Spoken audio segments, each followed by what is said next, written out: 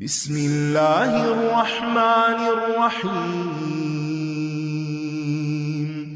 انا انزلناہ فی لیلۃ القدر وما ادراک ما لیلۃ القدر لیلۃ القدر خیر من الف شہر تنزل الملائکۃ والروح فیہا بإذن ربہم من کل امر سلام ہی حتی مطلع الفجر۔ اللہ کے نام سے جو بڑا مہربان نہایت رحم والا ہے۔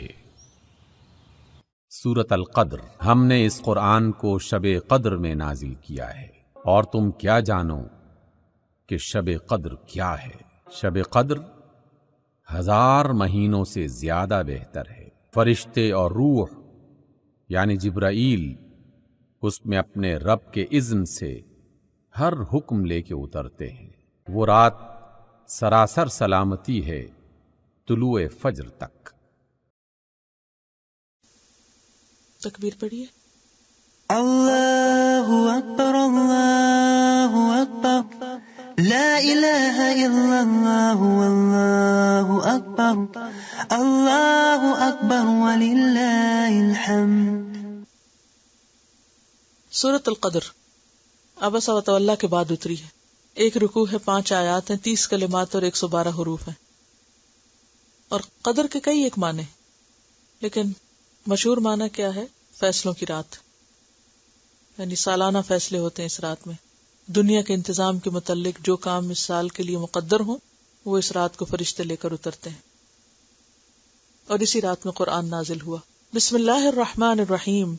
انا انزلناہ فی لیلۃ القدر۔ انا بے شک ہم نے، انزلناہ ہم نے نازل کیا ہے اس کو، کس کو؟ قرآن مجید کو۔ کب؟ فی لیلۃ القدر، لیلۃ القدر میں۔ اور لیلۃ القدر رمضان کی راتوں میں سے ایک رات ہے، کیونکہ دوسری جگہ پر آتا ہے شہر رمضان الذی انزل فیہ القرآن۔ رمضان وہ مہینہ ہے جس میں قرآن نازل ہوا۔ اور سورۃ الدخان میں بھی آتا ہے انا انزلناہ فی لیلۃ مبارکۃ انا کنا منزلین۔ اور وہاں پر یہ بھی بتایا گیا کہ فیہا یفرق کل امر حکیم امرا من عندنا، کہ اس رات ہر حکمت والے کام کا فیصلہ کیا جاتا ہے اور وہ ہماری طرف سے حکم ہوتا ہے۔ تو انا انزلناہ فی لیلۃ القدر، اور عام طور پر اردو میں اس کو کیا بولتے ہیں؟ شب قدر۔ اردو میں قدر کا ترجمہ قدر ہی کیا گیا ہے، ورنہ قدر کے کئی ایک معنی ہیں۔ قدر و قیمت بھی، عزت، تقدیر، مقدار۔ تو عزت والی رات کیوں ہے یہ؟ کیونکہ اس میں ہر نیک عمل کی یا نیک بندوں کی قدر کی جاتی ہے، کئی گنا اجر زیادہ دیا جاتا ہے۔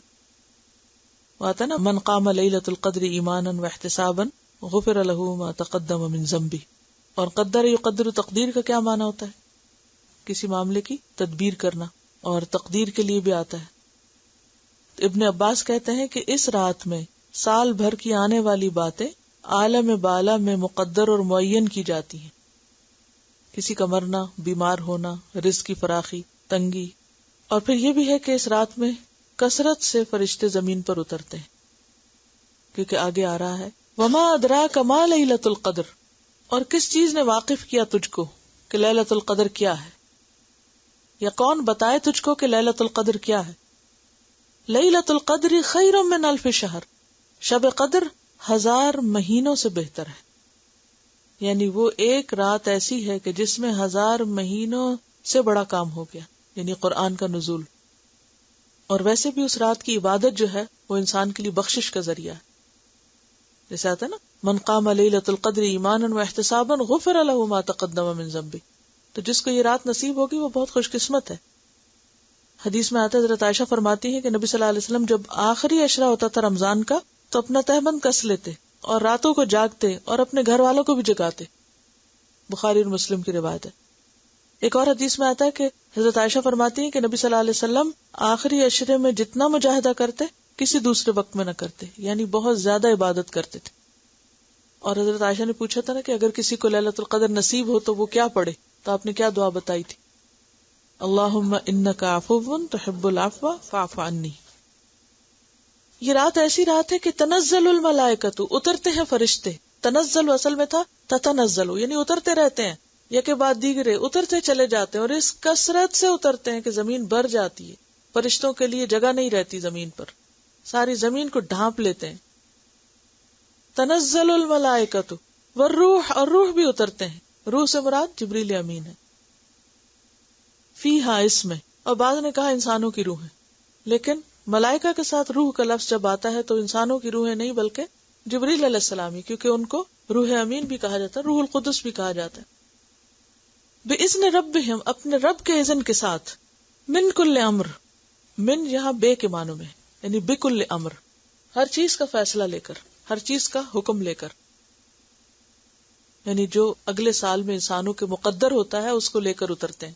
سلام، سلامت ہے، سلامتی ہی سلامتی، یا سلام ہی سلام ہے. ہی وہ کون؟ رات، یعنی رات سراسر سلامتی ہے.